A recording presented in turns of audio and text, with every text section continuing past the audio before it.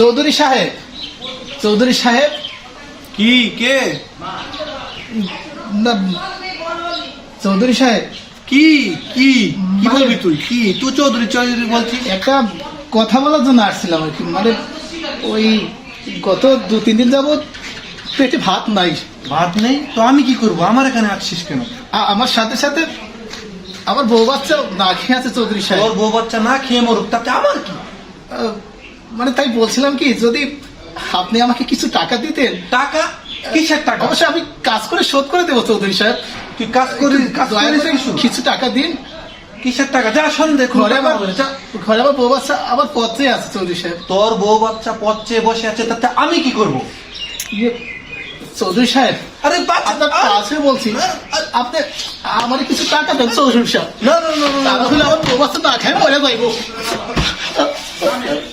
একটু টাকা দেন। না রে, কোনো টাকা হয়েছে?